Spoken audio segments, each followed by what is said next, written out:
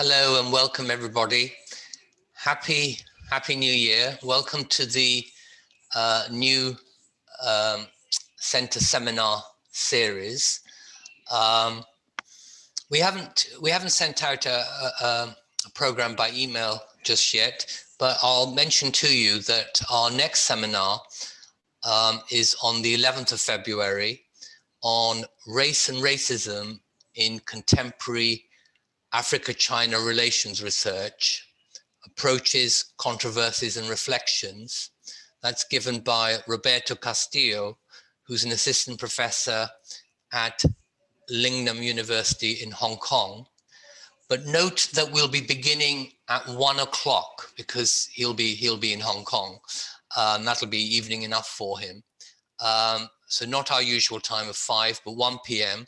And we'll also begin at 1 p.m. for the next seminar, which is the 25th of February.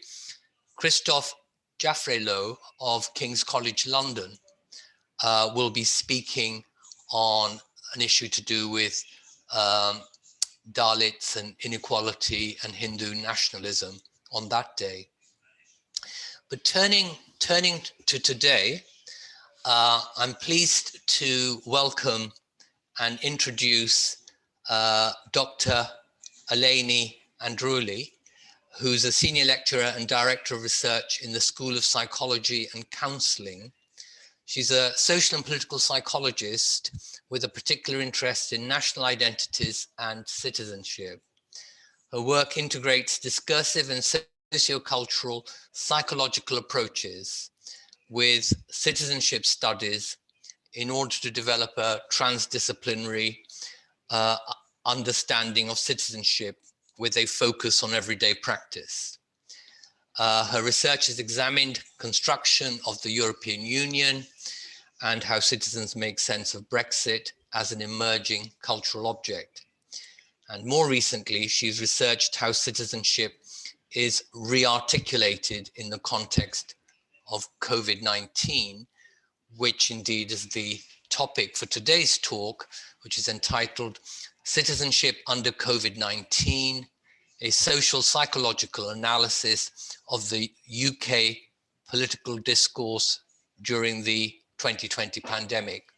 So welcome, Eleni. And before I hand over to you, I'll just say to everybody, so I'll take myself off the screen and mute myself, and perhaps Chris and Veronica, you too could take yourself off the screen till we come to question time, which obviously we will in the usual way have after the paper.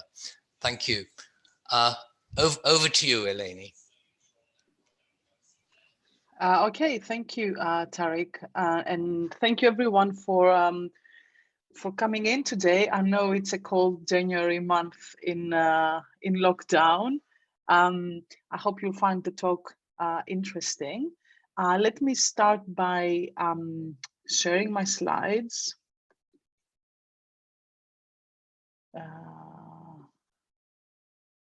Right, I'm assuming you can all see this. If there's any issues, I'm sure that Thomas or Tariq. Yeah, we can see them fine. Yeah, you'll come in and interrupt. Please do so. It's a bit strange. Still haven't gotten used to talking to a screen on my own, even though I do work for the Open University. So for me, actually, remote working and remote teaching is not all that different. But you know, the everyday does feel very strange and the way we work. But yes, thanks again for inviting me, and it's lovely to give a talk to one of your seminars. I'm well aware of the work of the centre at Bristol. I quite admire the work that is being done, and I follow quite a few of the contributors. So I'm very pleased. So as Tariq said, I'm Eleni Andreouli. This is a work that I've been doing recently with one of my PhD students, Emma Bryce. And that we started doing this work on COVID-19 and citizenship last spring, summer time in 2020, in the midst of the first wave of the pandemic. And this is really work in progress. I mean, all work is work in progress, but any feedback, thoughts would be more than welcome. The focus of this talk today is on the first wave of the pandemic. So from March till till the end of the summer, let's say, of the pandemic in the specific context of the UK. And I will be adopting a social psychological perspective, which I understand that not everyone would be familiar with. So I will outline my perspective before I move on to present some data and some research I've done on this topic. So this is exactly what I'm going to do now. So the first question I suppose that people from outside of psychology who do study citizenship studies would be asking is, why would you do any kind of psychological study of citizenship? Why not political studies? Why not sociology or other social science disciplines? And to me, that question is quite legitimate, and it has three strands. One is, why focus on citizenship? Second issue is to do with why psychology in particular, and what kind of psychology. Of course, are quite a few of fellow academics, when they think of psychology, they think about perhaps studies around cognitive processes or personality traits and that kind of thing. And this is not the kind of psychology that I do. So the first question, you probably quite well aware, being in the Center for the Study of Ethnicity and Citizenship in Bristol, that citizenship is quite an important, quite a salient object of study nowadays. We can make the point, arguably, that we live in an era of citizenship, and by that I mean, of course, that political struggles take the form of struggles over citizenship. And we can see that both in the way that kind of top-down, let's say, state-based politics conduct their politics. So, for example, through policies around cohesion and immigration, as we see, for example, in the UK, it kind of adopts the language of citizenship, but also in more transgressive, more bottom-up politics, use the language of citizenship, and they talk about citizenship rights. For example, you have cosmopolitan forms of citizenship being claimed. You've got other kinds of more transgressive forms of citizenship, like sexual citizenship and so on and so forth, multicultural citizenship that Tariq has talked quite a lot about, actually very interesting work. So it is a key term. So I follow Engin Aysin, who says that who is a citizen and what makes someone a citizen is a key question in contemporary politics. And it shifts our attention from fixed categories, so citizenship as a status, to the ways in which the category itself of the citizen has become a stake. So this is the why citizenship question. Now, why psychology? Because the political, the area, the domain of politics is a psychologized domain. And of course, this has to do with the kind of the ideological political context in which we live. So the psychologization of the political is grounded in the ideology of neoliberalism, as has been studied by Brown and by many others, which is, of course, the dominant political rationality of our time, a type of rationality which economizes every aspect of human life and of the self itself. So the citizen is very much at the center. The citizen as a free individual who thinks and acts on the basis of costs and benefits, is entrepreneurial and self-interested. So very much individual psychology is at the center. And of course, under neoliberalism, individual citizens are called upon to self-manage while the state becomes less and less involved in their welfare. Right, so these ideas around citizenship are not just abstract notions.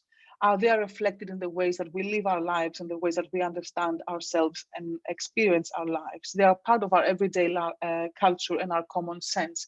So that's my kind of understanding of ideology of politics as something that is not abstract, that doesn't just deal with institutions and policies and that kind of thing, but rather something that we do in our everyday lives and something that permeates our everyday culture and our common sense. So being a free and self-interested individual is not just a matter of how, say, the state manages welfare provision, but it's also a matter of how we see ourselves and how we conduct ourselves. So this leads me to a socio-cultural psychological approach to the study of citizenship, one that acknowledges the links between ideological narratives and culture. So the point here is extending the field of the political to include practices widely assumed to be non-ideological and not political, like the everyday, like the ordinary, the mundane, the banal, the everyday, what Schotter has called the cultural politics of everyday life. And the focus very much here is on meaning making and the contests and the struggles and the negotiation that takes place in constructing meaning and negotiating meaning around what citizenship is. So how are citizenship rights and identities claimed, negotiated, or denied across different spheres and institutions of citizen making? This is very much a discursive approach. And I use social psychological theories of what we call common sense knowledge, everyday understandings. I draw particularly on discursive and rhetorical psychology and on other social psychological theories. A key theoretical framework which I use is the idea of Michael Billig and other colleagues from the social psychology tradition, rhetorical psychology tradition, the idea of everyday ideology, lived ideology. So from this perspective, ideology is not an abstract system of political principles. It's rather a network of commonsensical ideas which provide the symbolic material for everyday political reasoning. Okay, so it challenges the idea that common sense is somehow neutral or apolitical or innocent in that way, but rather it puts common sense firmly in the field of the political.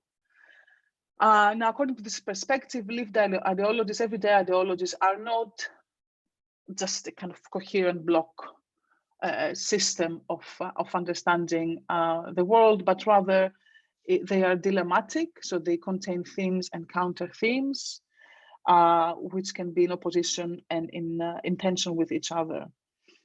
And this, of course, provides the seeds for argumentation, the seeds for thinking itself, because we think in terms of kind of an internal argumentation. We think and we counter ourselves, and this is how kind of debate progresses.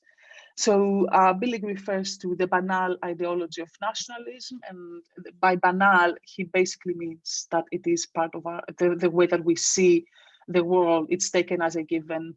Nationalism is not just an extreme sense of protecting one's country or fighting for one's country, but it's rather the very banal, unquestioned, commonsensical thinking of really seeing the world as a world of nation states, categorizing the world as a world of nation states without questioning this state of affairs, even though, as we know, this state of affairs is quite a recent phenomenon.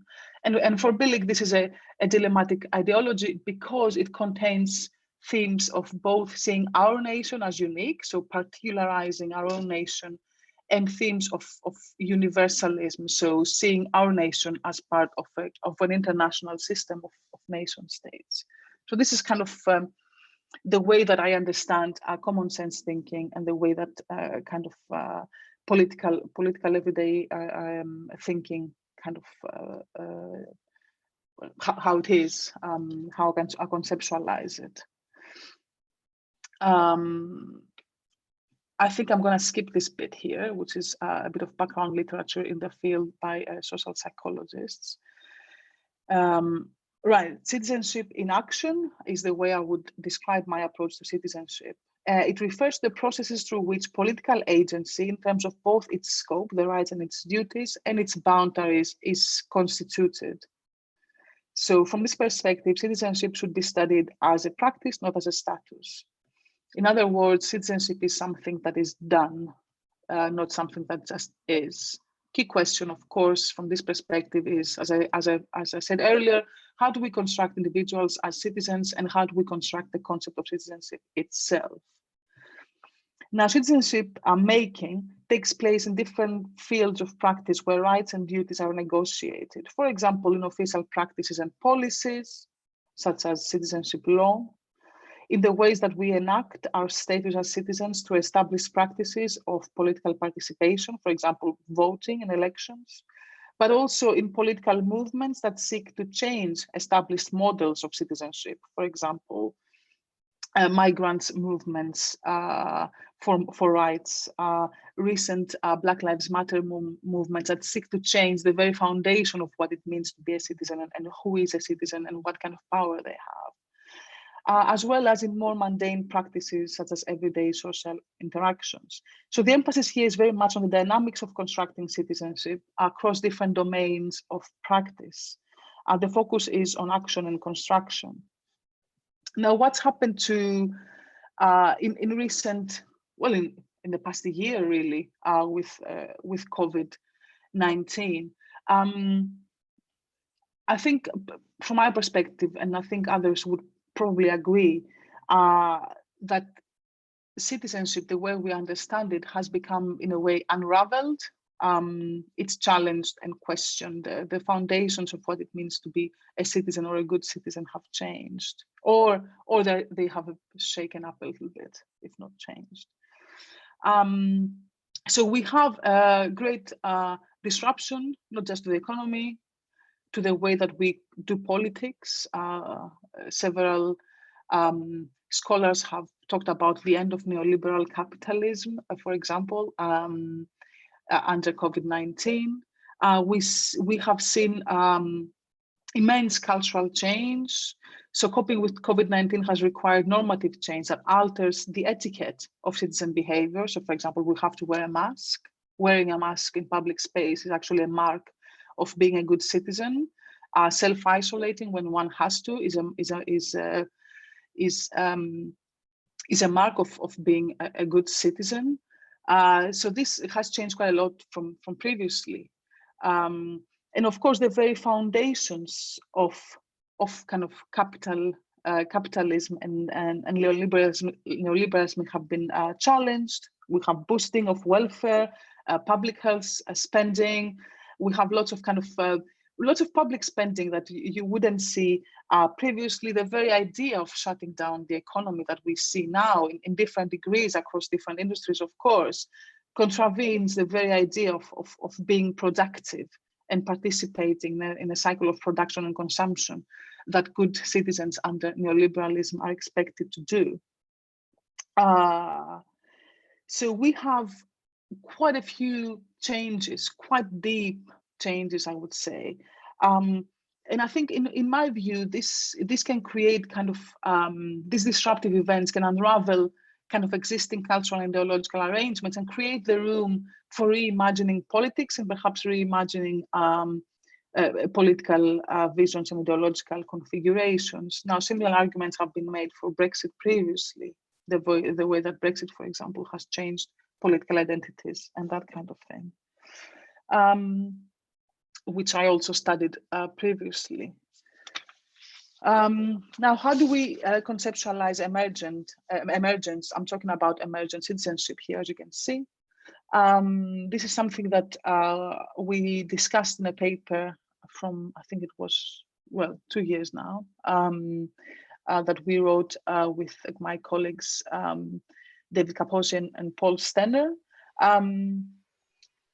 So we used George Herbert Mead's understanding of emergence as a state, as the state between the old system and the new, which urges us to examine the process of change in themselves. So change in itself, rather than patterns through which change becomes integrated and familiarized into the way that things are.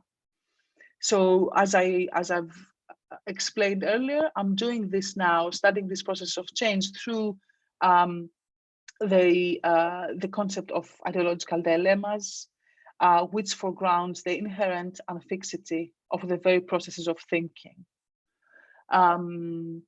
which I would argue the ideological dilemmas can be seen as an axis of emergence, a reference point around which a structure of meanings is unraveling and taking shape. Hopefully this will all become more concrete once I talk about my data.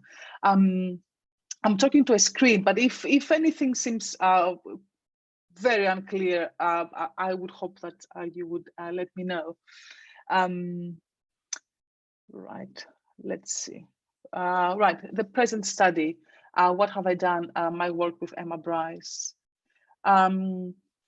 Two main questions. How is citizenship unraveled in the context of COVID-19, and what kinds of emergent citizenship or citizenships are taking place? Discursively oriented thematic analysis is what we've done of the UK government's COVID-19 daily briefings and other statements during the first wave of the pandemic. I said earlier until the summer. We actually covered until November 2020, which is right before the second lockdown. So you'll see the data is not, I mean, the themes I think haven't changed really, but my data is from last year.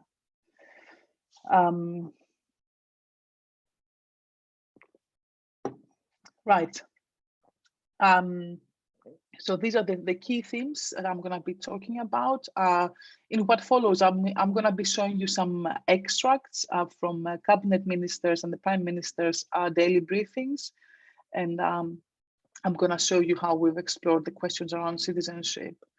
But just to give you a bit of an overview, three key themes are what we think kind of anchor the discourses around citizenship in this specific context in the UK.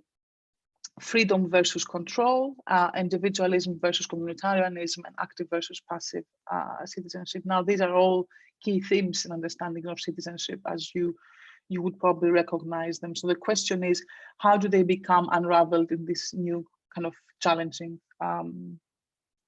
context? Right. I think I'm doing okay for time, actually. I think I'm about halfway. So it'd be nice if we had more time for discussion, actually. Right. First quote has to do with the confined citizen. Now, this quote comes from the 23rd of March. Boris Johnson, the Prime Minister, is the author, is the person who spoke there. It's actually right. It's the day that Boris Johnson announced the UK-wide lockdown following weeks of reluctance, if you remember, to do so, with suggestions at the time, back in March and February last year, that the government was at the time pursuing a herd immunity approach. But on 23rd of March, Boris Johnson came out and said, we're having a lockdown, pretty much. And he said, from this evening, I must give the British people a very simple instruction. You must stay at home. Because the critical thing we must do is stop the disease spreading between households. That is why people will only be allowed to leave their home for the following very limited purposes: shopping for basic necessities as infrequently as possible, one form of exercise a day, for example, a run, walk, or cycle, alone or with members of your household, any medical need, to provide care or to help a vulnerable person, and traveling to and from work, but only when it's absolutely necessary and cannot be done from home. That's all. These are the only reasons that you should leave your home. Now, quite a new thing for the UK. So the model citizen here is a citizen who stays at home, in direct opposition to the productive and entrepreneurial individuals under neoliberalism. This citizen has restricted freedoms.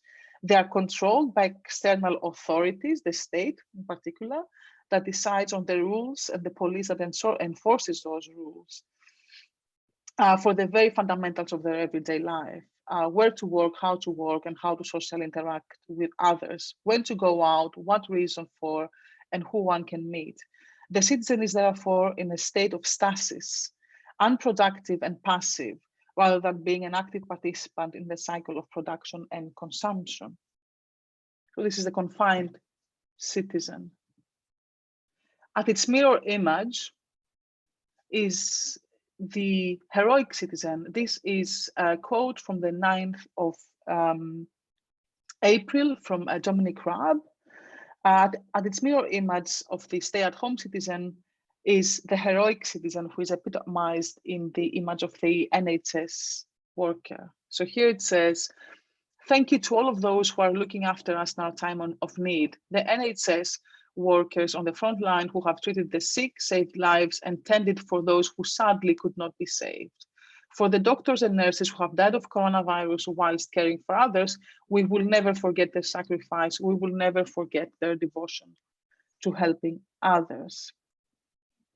Now, on this account, reminiscent of a kind of national war narrative, the state secretary constructs the nation's heroes as those in the front line of the health services.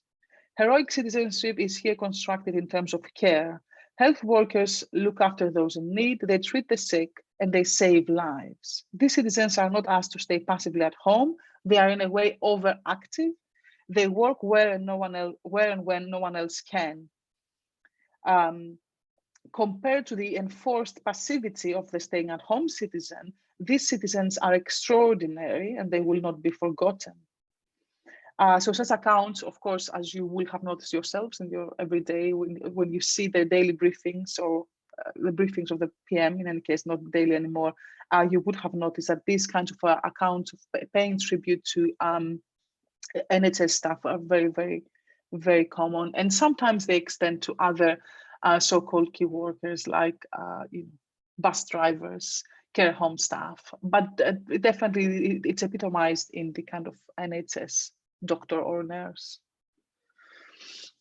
The sacrificial citizen, underlying this account of the controlled passive citizen on the one hand and the heroic citizen on the other hand, lies a broader narrative of the sacrificial citizen. Here is Boris Johnson from the 20th of March.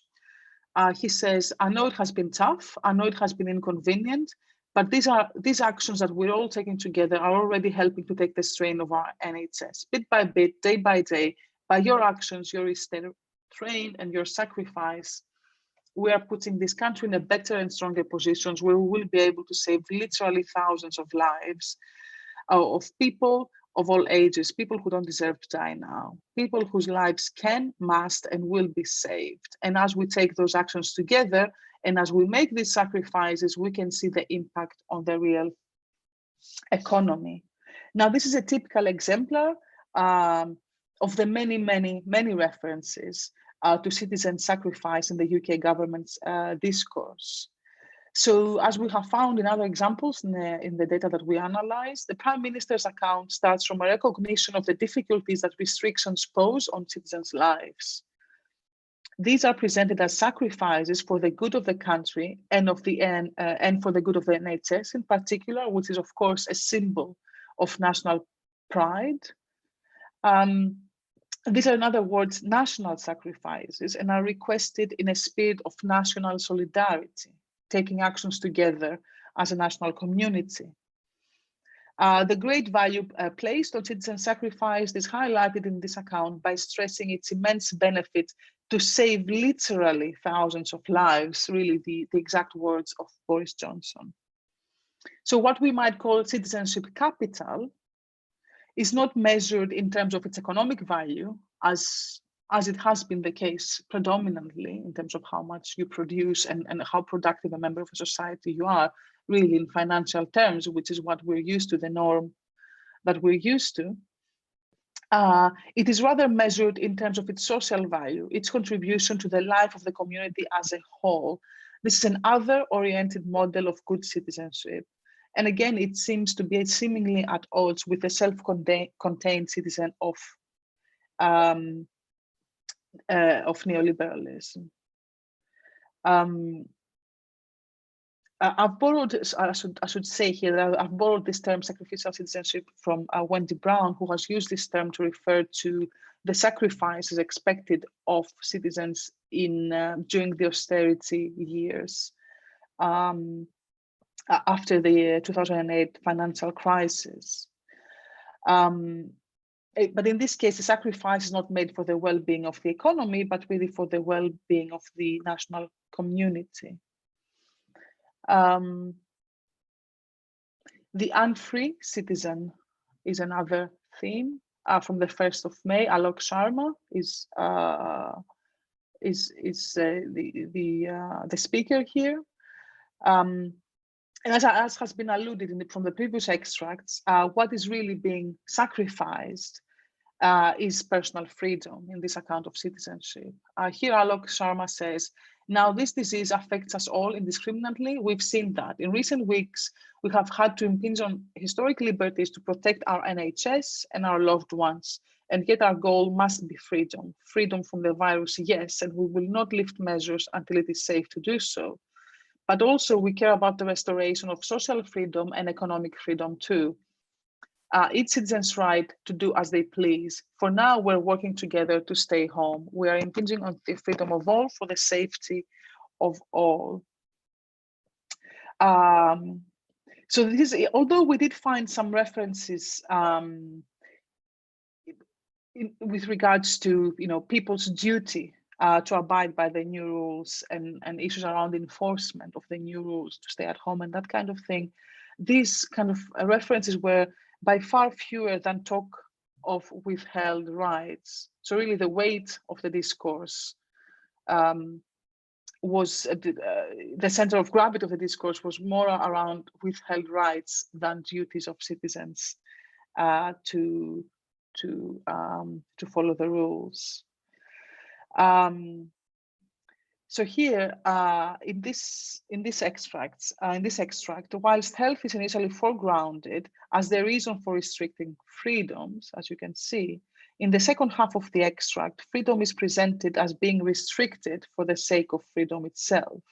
By giving up historic liberties, citizens will not only return to safety and health, but also to a condition of social and economic freedom. Sorry, was there a comment? I think someone has unmuted themselves, or maybe it's just been accidental. I hope, yeah, okay. Freedom here has a negative meaning.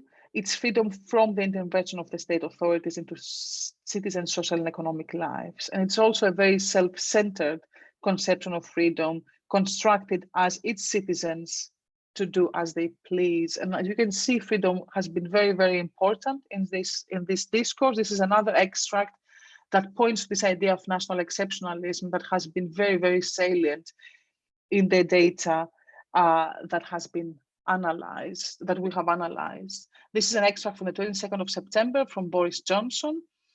He says, for months with those disciplines of social distancing, we have kept the virus at bay. But we have to acknowledge this is a great and freedom-loving country. And while the vast majority have complied with the rules, there have been too many breaches, too many opportunities for our invisible enemy to slip through undetected. What I find interesting here is the way that freedom as a kind of political value is particularized as a specific British personality trait. It's essentialized as part of British spirit.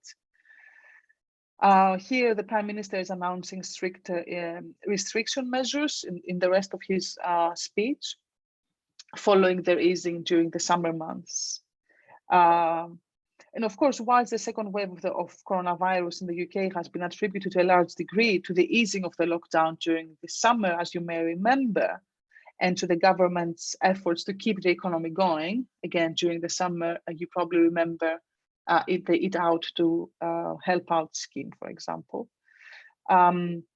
Here, Boris Johnson is arguing that the surge of coronavirus cases is attributable to the lack of compliance by a minority of British citizens, but not complying with restrictions is justified and implicitly forgiven by the fact that Britain is a great and freedom-loving country.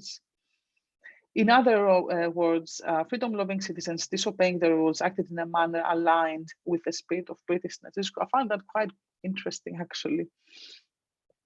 And I'm going to come back to that. Right, I think this is the final slide. I hope I'm not going too fast, but I haven't got too much left. Right, then the responsible the responsible citizen. So just to give you a bit of context about this quote, this is an extract taken from the response of Matt Hancock, who is the health minister, to a journalist question about the increase of testing capacity and whether an earlier lockdown in the country would have resulted in avoiding deaths. So the journalist was a little bit critical about whether the government could have done a bit more to avoid deaths, really, and a bit critical to the handling of the pandemic. And Matt Hancock's response is, we're expanding capacity, meaning testing capacity, all the time, because we can see the additional cases coming towards the NHS. But it's everybody's responsibility. Everybody's responsibility, as I said at the weekend, to take the action that we've asked them, to follow the instructions, because this is your chance to save somebody else's life. This is absolutely your chance by doing what we've asked you to do to ensure that those deaths are as low as possible and the NHS is put under as little stress as possible. So this is interesting that the responsibility is thrown back onto the individual citizen, and really it is their chance to save someone else's life and to keep those deaths as low as possible. Arguably, this is an enormous level of responsibility to be put onto the citizenry. However, this is presented not as a burden, but as an opportunity for citizens, presumably because they will be able to single-handedly protect the country from the threat of coronavirus. So under the guise of shared responsibility lie efforts on behalf of the UK government to abdicate responsibility for public health and to put the responsibility on individual citizens' behaviors. So right, so this is really a way that the UK government's discourse responsibilizes individual citizens for this pandemic, for saving the NHS, and so on and so forth. So I find it quite interesting, even though there is a kind of facade at the top of common fate, responsibility, care, solidarity, national spirit, and that kind of thing. It seems that the responsibility really falls back onto individual citizens. Right, to conclude, so I have presented to you 5 principal constructions of the good citizen: the confined, the heroic, the sacrificial, the unfree, and the responsible citizen. And in these constructions, freedom appears to be quite key.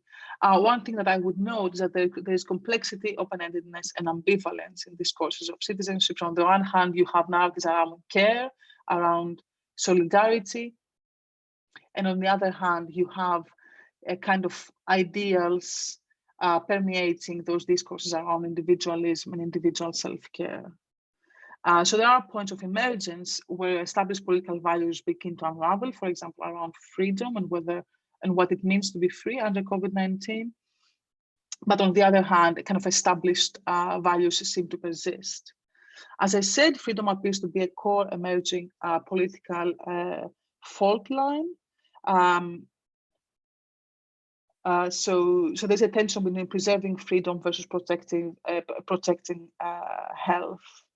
So what we've seen is that from the self-managed and free individual citizen under neoliberalism, citizens have been called upon to hand their freedom to the authority of the state. I'm not arguing here that citizens are not free, whereas before they were free, but rather it's the status of freedom as a marker of citizenship that has changed from what Rose called the obliged to be free individual citizen under neoliberalism. Citizens' daily lives are now monitored by the state. In this context, one of the emerging fault lines in COVID and post-COVID politics appears to be around freedom.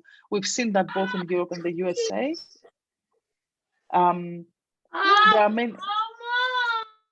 There are many signs pointing to this trajectory, most notably Donald Trump's pro-economy rhetoric against lockdowns and the fact that European anti-establishment parties from the extreme right have shifted their anti-EU focus towards an anti-lockdown focus. For example, the Brexit party of Nigel Farage has become the Reform UK party here, and it has a kind of pro-freedom, anti-lockdown kind of narrative. Of course, unavoidably, this raises the question of what freedom means. I said earlier briefly that it's a negative conception of freedom instead of a positive one, so freedom from rather than freedom to. And it's, of course, as I showed, bound up with nationalistic tropes of the British kind of freedom-loving spirit around kind of British exceptionalism and greatness. And whilst freedom is constructed as an individual right, health is constructed as a matter of collective responsibility in this data. It is the nation's health which is safeguarded by the greatly valued and heroic National Health Service. Under the apparent shift to solidaristic political discourse, individualism remains at the center of this discourse. Individual action against the spread of the virus is praised as heroic sacrifice, while state provision remains inadequate. We have what I said earlier, responsibilized citizens. As Wendy Brown has said previously, they are held at once responsible for their own self-care, and they are sacrificed not only for the purpose of economic growth, which is what Wendy Brown's analysis has shown, but here for the purpose of individually protecting national health, which of course has been left increasingly unprotected by state resources. Now, where does that leave us? What kinds of resources does this vision for citizenship provide for coping materially and symbolically with this global pandemic that has accentuated economic, gender, generational, regional, and international inequalities? Emerging political visions have called for a new social contract that centers around solidarity and care. Such calls indeed appear to resonate with the public mood, as has been shown by increased citizens' initiatives and voluntary activity during COVID-19, as has been shown also in survey data. We also saw that in the Clap for Carers kind of symbolic ritual from last year. However, through the symbolic and through the rhetorical use of notions of gratefulness, care, and sharedness, the UK government's discourse functions to seemingly appease this appetite towards more caring politics. However, our data show that at the same time it seeks to solidify a citizenship model of personal responsibility and self-management. Ultimately, recovery from the virus is represented in terms of going back to an established normality, which is now missed and longed for.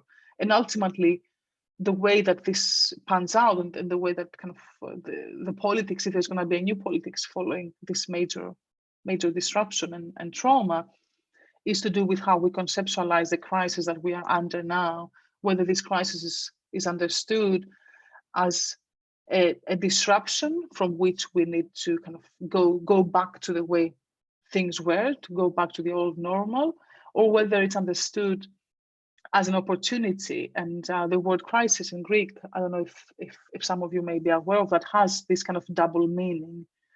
It's both a disruption of something that needs to be restored, but it's also a critical judgment which can lead to something new.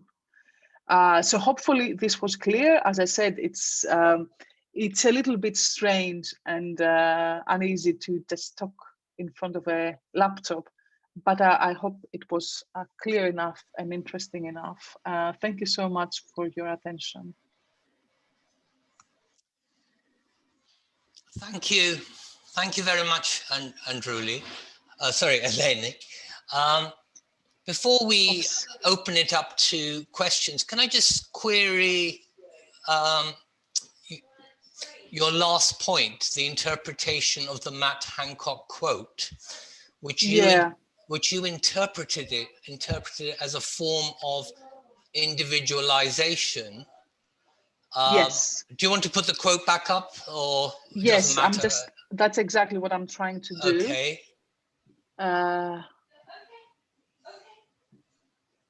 Have I? Yes, I have. Yes. Is that the one? Yeah, Matt Hancock, 24th of March. That's right. So you see, you said this is putting the responsibility on the individual because it talks about everybody's responsibility and not on the government. Well, of course, it's not saying the government has no responsibility, because the first sentence talks about what the government is doing. So the second sentence is additional responsibility, not substitutive responsibility. But the point, I read that quote, and not just that quote, but a lot of what the government has been saying and what other people have been saying, as a form of solidarity, because an individualized responsibility is for you to be responsible for yourself, you know, for your income, for your well-being, and so on. Whereas this is saying, look, you are responsible because of the care that we have to give to others. So this is really a different kind of responsibility. I mean, in my normative terms, this is a good sort of responsibility. This belongs to the ethics of citizenship that I personally value, and I think quite a lot of other people do as well. And it actually ties up with how things then developed after 24th of March, where the government was not the principal actor.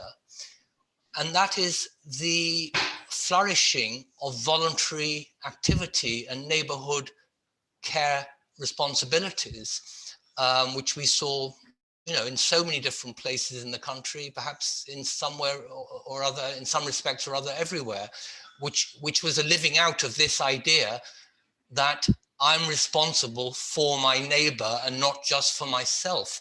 So this is a good citizenship responsibility. It's not a neoliberal individualization. Yeah, fair question. Thank you. It's not, as I said earlier, I think it's a bit ambivalent. I don't think it's clear cut. My interpretation is not based on this single quote. It's based on a kind of a more contextualized reading of the entire data set. But also it's because here Matt Hancock is responding to a critical comment, a critical question by a journalist. I mean, I was just trying to see if I have the rest of the code with me, but I haven't. I would have to go through my files. And the question is specifically about the government handling and whether the restrictions should have been put in earlier and whether testing capacity should have been increased as was promised or planned, but it didn't happen quite as they had said it would. And from a kind of rhetorical approach, which is kind of the analytic perspective I'm taking, is that Matt Hancock's answer kind of shifts the responsibility, shifts the kind of the focus of the question from being what the government is doing to what individual citizens are doing. So it's really in the context of responding to a question about the responsibility of the government by stressing the responsibility of the citizenry that I am saying that the burden falls on the citizens, on individual citizen behavior rather than on more kind of collective and state initiated kind of activity. Am I clear what I'm saying? No, I may not have convinced you, but yeah. I understand as a government minister, he's trying to divert attention from criticism of government action or inaction to something else. All I'm saying is that logically, conceptually, he can say what he can say without holding the view of citizenship that you're ascribing to him. I see what you mean. Yeah, I wouldn't say that, I wouldn't describe this kind of approach to citizenship as holding a view or not holding a view. I am analyzing a kind of discursive narratives more broadly, and I don't think that Matt Hancock or anyone holds a very kind of fixed view, but rather I see those as symbolic resources that are being used in the government rhetoric, drawn upon to serve specific functions. And in this case, it serves the function of diverting attention away from government mishandling or whatever handling they've done of the crisis. That's the function it serves. I don't think it's a matter of people's individual opinions per se, not the way that I'm analyzing it at least, but I see your point. And my answer would be that, yes, I wouldn't want to go as far as to say that Matt Hancock thinks that this is what citizens are meant to be doing. I wouldn't go as far as to assume that this is his kind of personal view or this is his own kind of opinion. Does that make sense what I'm saying to you?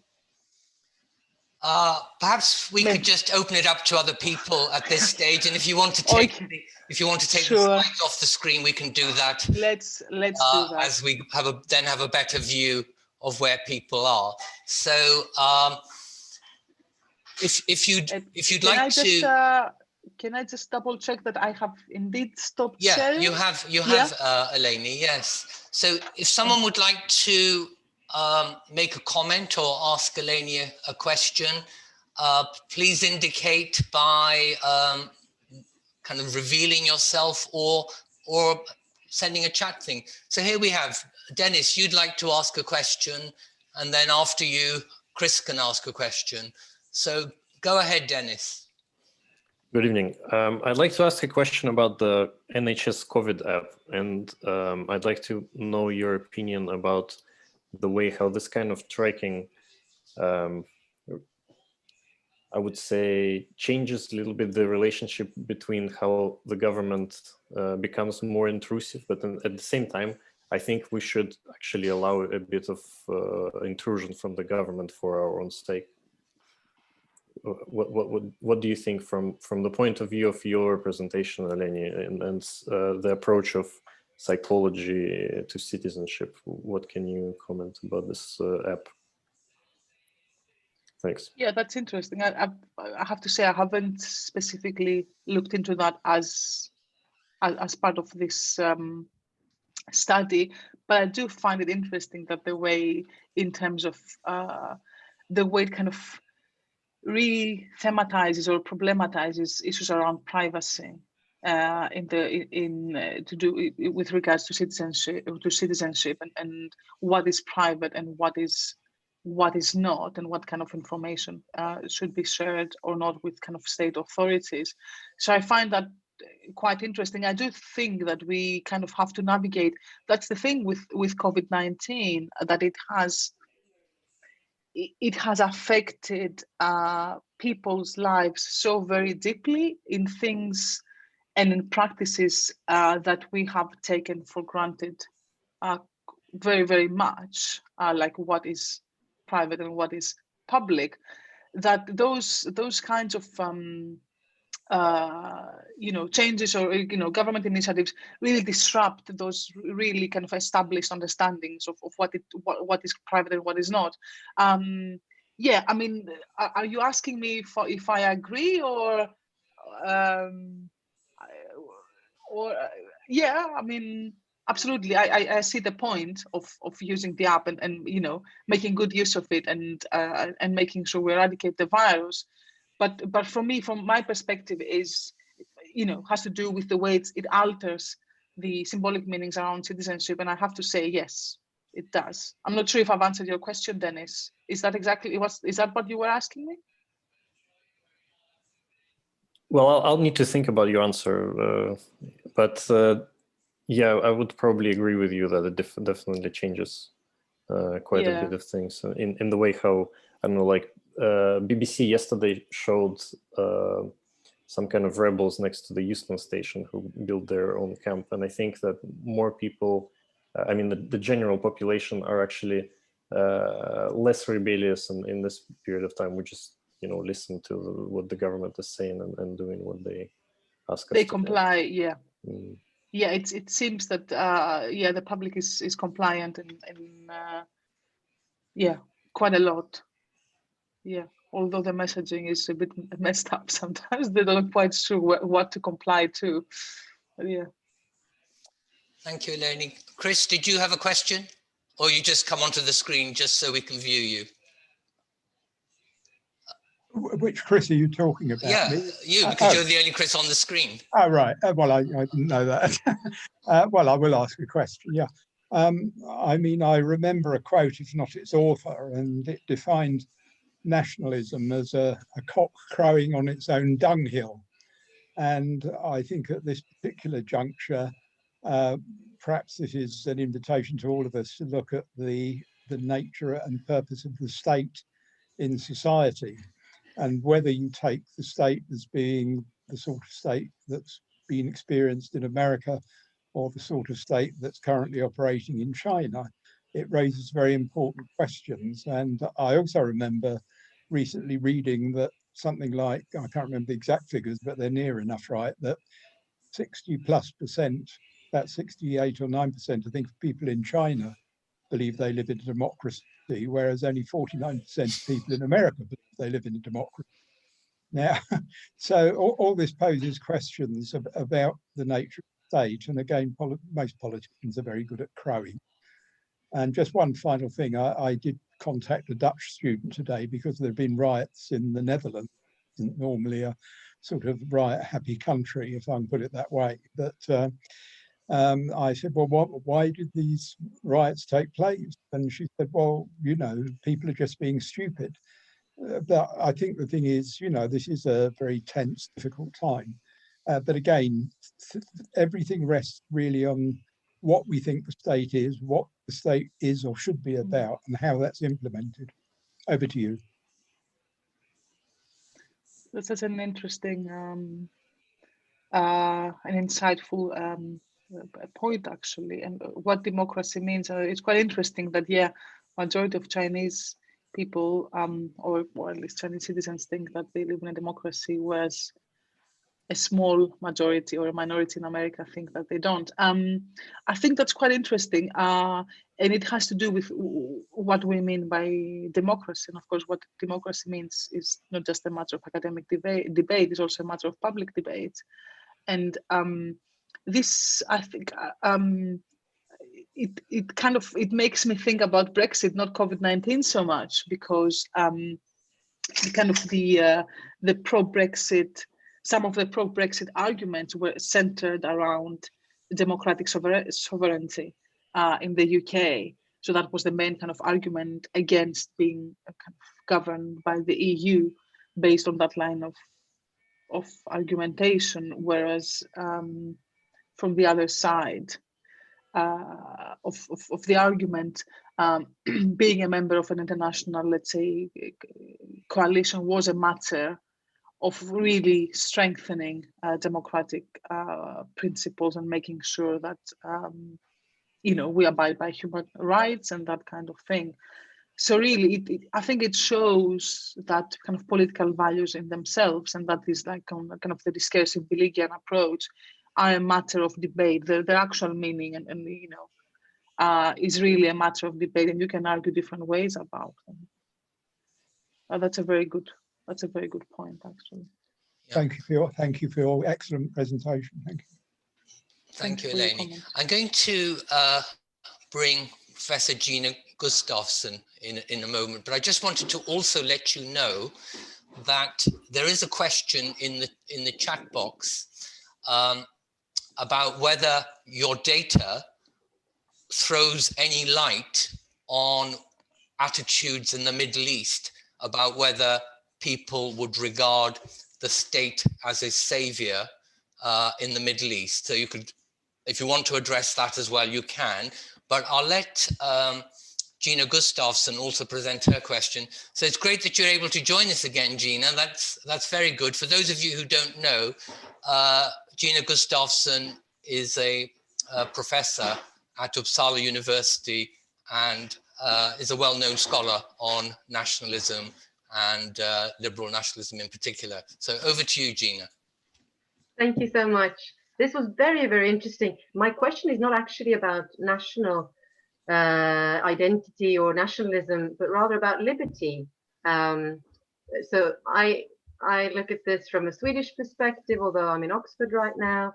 And in Sweden, there's been this implicit, I would say, somewhat Republican ideal, like a third concept of liberty that I think, I don't have any data on this, but I think has affected some people in the sense that there's an idea that if we were to have a proper lockdown, people would be at the mercy of their close family or their neighbors and at the mercy of the community.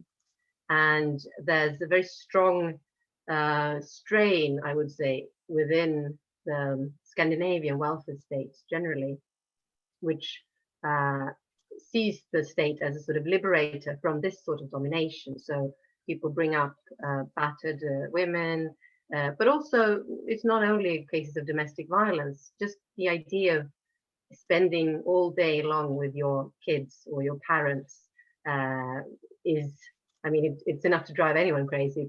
But in Sweden, I think people are afraid that this somehow sort of dominates you. Whereas on the other hand, of course, there's this extreme situation of vulnerable people being dominated so clearly and brutally by other citizens when you don't have strong restrictions, because essentially they have to shield, because going anywhere is extremely dangerous, and everyone else is, you know, more or less free. So I was wondering if this third notion of liberty, which is I think is very dynamic in that it could be used for both for and against lockdowns, for example, if there's any trace of this idea in the document and the discourse you've looked at. I know that Cecile Laborde here in Oxford has written about this, but not, I mean, as a political theorist, she hasn't looked at the discourse. But I was wondering if there's any ideal of the kind of freedom and non-domination, or the Kantian Republican ideal of not being subjected to other people's choices. Yeah, thank you.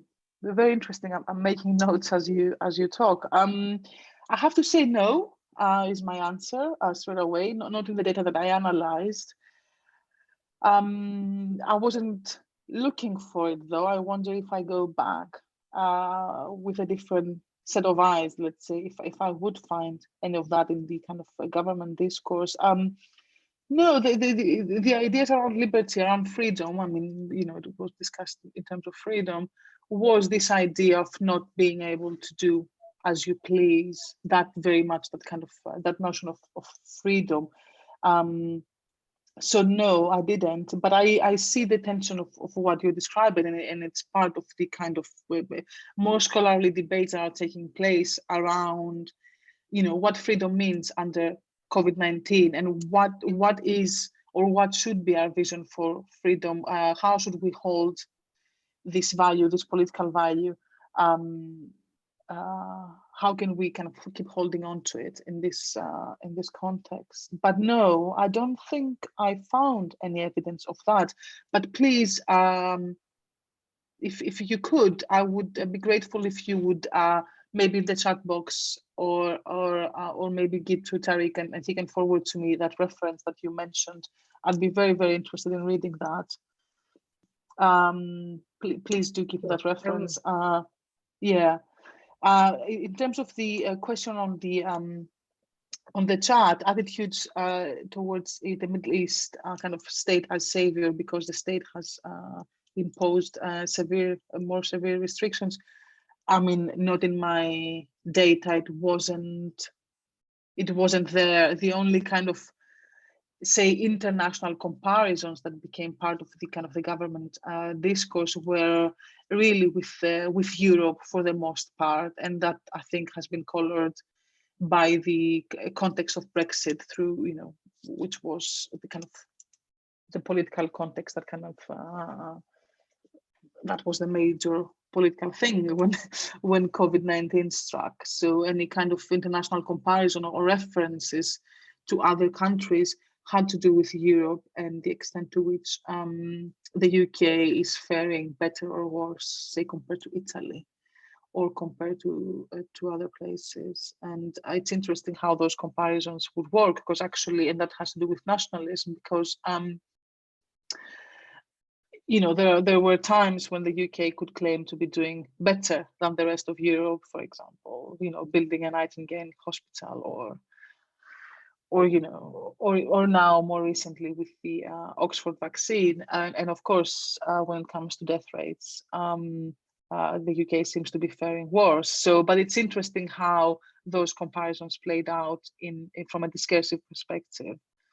But yeah, no attitudes towards kind of Middle East policies in the data. I'm sure there's probably lots of research though around, if you were to look for it.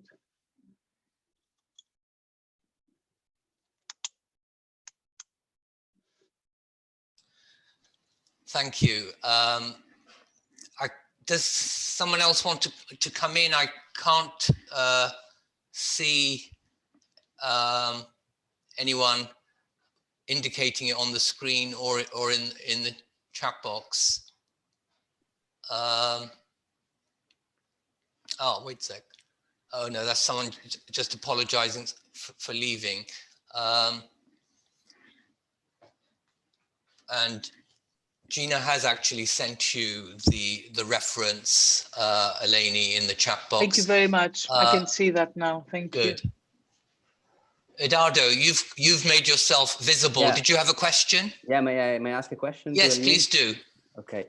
Hi, thank you for the interesting presentation. And I was wondering, while we were like talking about the 5 themes that came out from your analysis, whether like an overarching theme, keeping them all together, could be like the emergence of a representation of citizenship as having duties before having rights. It's something maybe that can be also really, I'm not an expert like about migration, but I mean, looking at the Italian discourse on migrations, for instance, it's often said that I mean, it's unuseful to pay taxes and give privilege to someone that, I mean, is not a citizen. So, I mean, sometimes, I mean, this kind of gray situation, there is this theme of duties that makes a good citizen. And I was wondering also if in your data you can see this kind of theme. I don't know if I am clear. Yes, you're very clear. Thank you, Eduardo. That's a very good question, and I can see why you would ask that. Thank you. Yeah. I mean, first of all, yes, with regards to immigration, in previous research, I have seen in my own data to do with citizenship for migrant. For migrant people, for migrant populations, that duties are very much foregrounded compared to rights. For example, the duty to, contribute to the economy, the duty to integrate, to know the culture, know the language, and so on and so forth. These are very much foregrounded compared to their rights to have or to apply or to, to be eligible for a UK citizenship. That's in previous research. Here too, definitely, I would say in line with my kind of broader perspective, there was a tension between duties and rights. On the one hand, the duty to abide by the rules, stay at home, to isolate, to wear a mask a little bit later when this became enforced, not to go out and that kind of thing. But also there was always a kind of undercurrent of rights being withheld for a short period of time. I feel that this narrative has always, this government, at least the narrative it has presented through the data that I've analyzed, there has been a reluctance to foreground duties so much. So it seems to be more about withholding rights, which is not exactly the same thing, I don't think, for it temporarily. And actually, almost apologetically, this seems to be happening. So bear with us, while we are constraining your rights, and it'll be better soon. Kind of, just to be very blunt about it. So there was always this ambivalence around duties, not to not to foreground them as much, but rather to be almost apologetic and half-heartedly withholding people's rights and constraining their freedoms. I think that's how I have interpreted the kind of governmental discourse around COVID-19. Yeah, but that tension is always there with duties and rights. The duty to behave in a COVID secure way versus, rights to individual freedom. Thank you. May I ask another one? And well, I'd like to pass on to someone else, maybe Okay. Adara, No worries. Thank you very much. So, Anne Law, you have an interesting question in the chat box about the vaccine. Would you like to go ahead and ask your question? Well, it's all there really. I mean, it's like by the same token, will you be looking at vaccine take-up rejection in terms of good, bad, dutiful citizen, compliant citizen, non-compliant citizen? It's part of the same story, isn't it? Well, at least from my point of view. Yeah.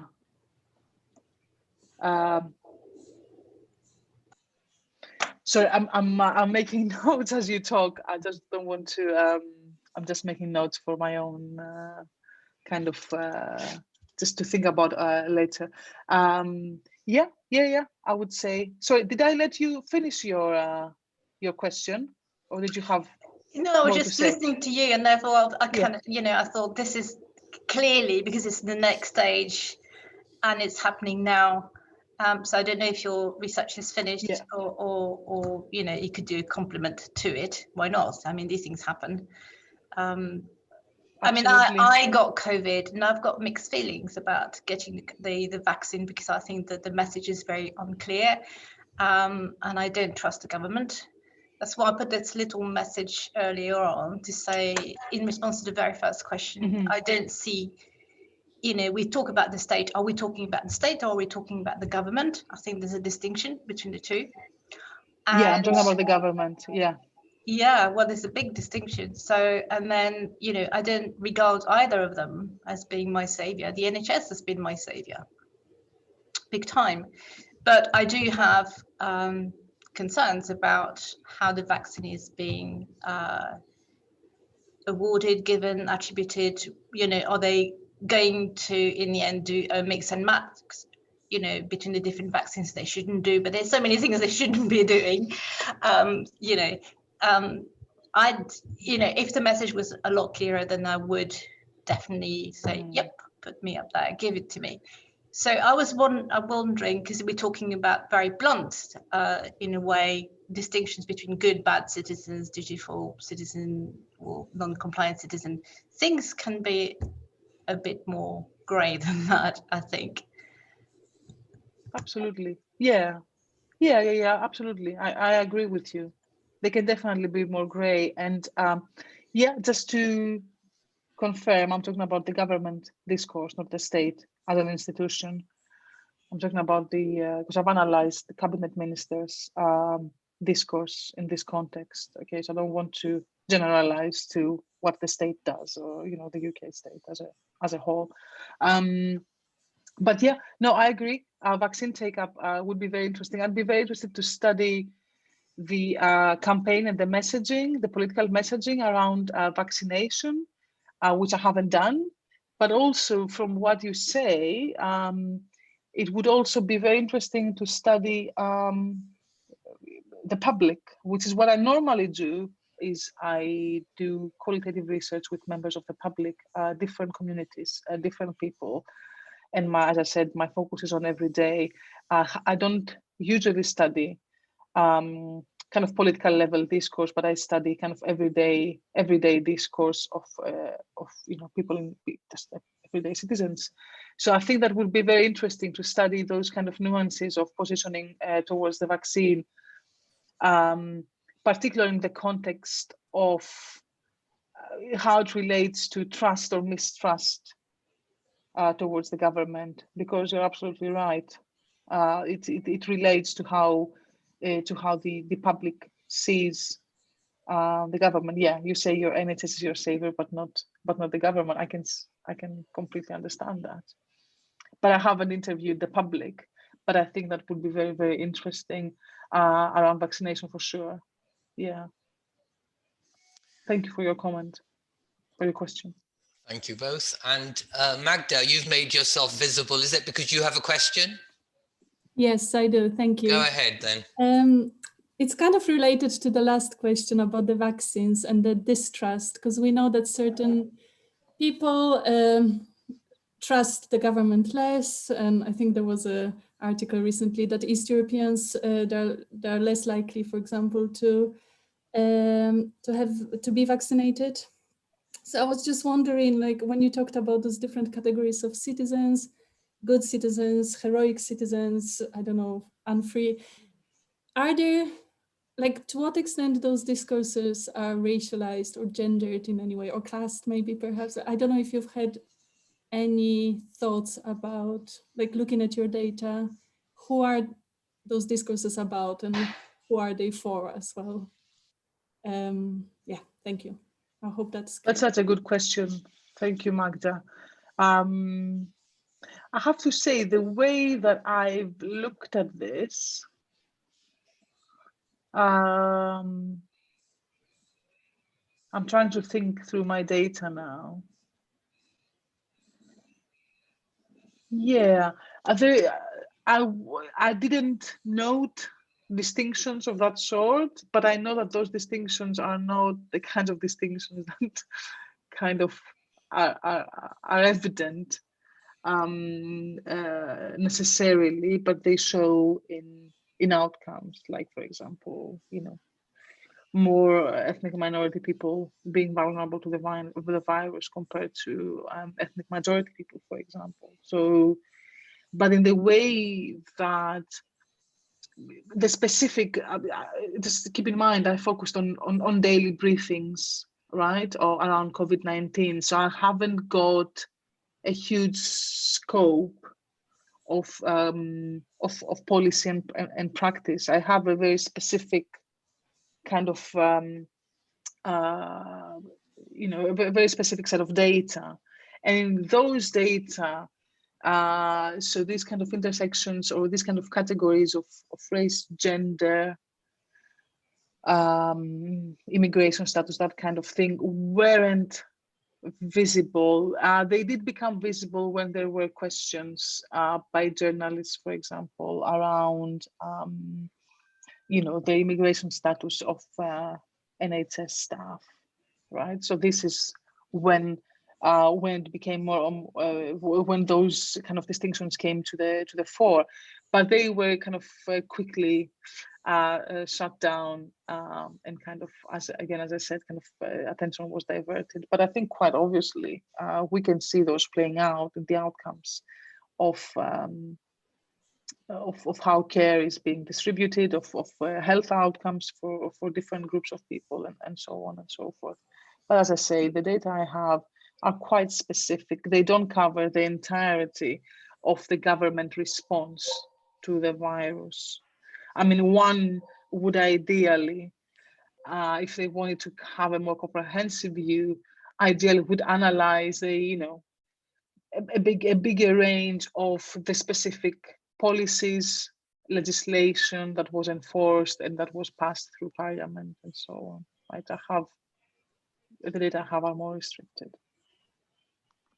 I mean, quite an interesting comparison would be to analyze a chosen slice of the media, whether television or print media or possibly even social media, as a way of comparing it to what the government was saying, especially as you're only interested in the rhetorical level of what they're saying. So see what the rhetorics in other social locations was. And I think thereby some of the things that Magda just referred to would probably surface in quite a significant way. Absolutely. Just going through the media as I do in my everyday, and reading the way that these news get reported by different outlets, it's quite interesting to see that the differences there. Yeah, it is quite interesting, I have to say. Yes. Yeah. So I ought to tell everybody, because you told me this at the start, that for childcare reasons, Eleni needs to leave precisely and no later than 6:30. So I'm keeping an eye on the time. We've got about, let's say, seven more minutes. Is there someone who hasn't yet asked a question, would like to do so at this point? Because otherwise I'm happy to go back to Eduardo, who said he had a second question. But if there's someone who hasn't yet asked one, please reveal yourself or say something in the chat function. No, okay. Well, while people might be thinking about that, Eduardo, if you're still with us, you can ask your second question. Thank you. So my second question was about the theme of national exceptionalism, especially the quotation you took was interesting from an Italian point of view, because we discussed a lot about that sentence from Boris, because it was I know there like was a when bit you of a said at back the and forth, beginning wasn't there? Yeah. about buildings. Sorry, can you hear me now? I can hear you now, yes. We never lost you. Just for a couple of seconds there, but yeah, it's okay. Okay. So when you, at the beginning, you said you talked about building and thinking of in terms of opposition might be useful. And in that, I mean, Boris replied to, I mean, tried to apologize and explain why UK had higher infections compared to Italy and Germany. And he said, because we love freedom. And implicitly saying that Italy and Germany have a nationalistic background. So I found it really interesting, the way of essentializing UK on the one hand, and on the other of like stigmatizing other countries. And my question actually is, do you think that this situation may be helpful in a new emerging national sentiment? I don't know if it's clear. Do you mean whether we may construct a new sense of Britishness? Is that what you are alluding to? Britishness and belonging. Absolutely, I think it is an opportunity, if anyone could describe this huge trauma that we all, you know, so many people are going through as an opportunity. Yes, indeed, I do, because as I said earlier, it has created a sense of solidarity amongst the public, kind of you know, communal activity and voluntary activity, care and care for others, not for themselves. Quite obviously, there's quite a lot of kind of citizen-led initiatives. Absolutely, it's an opportunity to do this.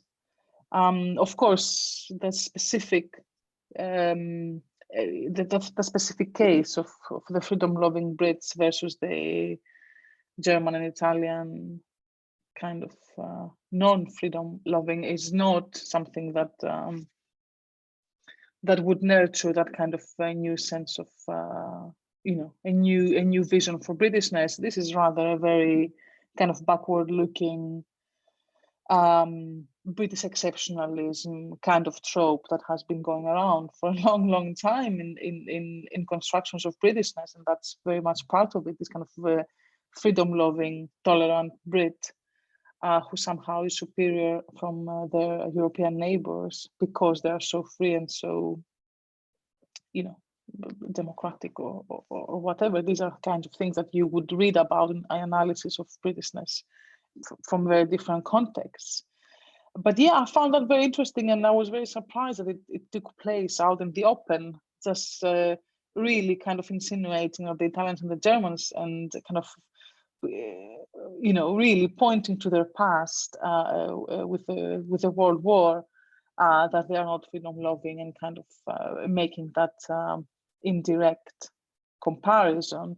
It's one of those things that I mentioned earlier, that the way that in this discourse, the way that international comparisons have been made, the data that I analyzed, are very interesting. Because the UK had more cases, whereas Italy had more cases at the very beginning. As we all remember, it was the first European country to be hit so hard by coronavirus. So it was interesting as time went by in Britain that the comparisons with Italy changed. So in the beginning, the comparisons were like, well, it's not as bad here as it's been in Italy, and then changing that to presenting the virus as an invisible enemy who is completely, outside of our control. And, somehow the deaths and the cases are not something that we can control because the virus is outside of our, out of our control basically.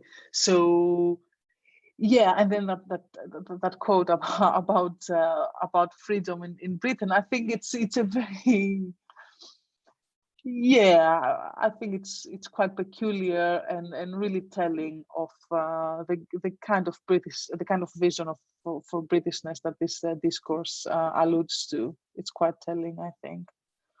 Yeah, I'm going around in circles now, but I hope I've answered your question somewhere around. Yeah, somewhere yes. there. Thank Yeah. you. I'm not sure if it was a question in the end. Anyway. Yeah, but yeah, I thought that was quite interesting. I mean, apart from the part about nationalism, about belonging, but anyway, yes, you have definitely answered. Thank you. I've been keeping a track on the time, and we had actually come to the end of our time, and I know how important it is for you to finish on time. So I'd like to thank you very much, Eleni, for a stimulating presentation that's generated this interest and set of questions that you've just experienced.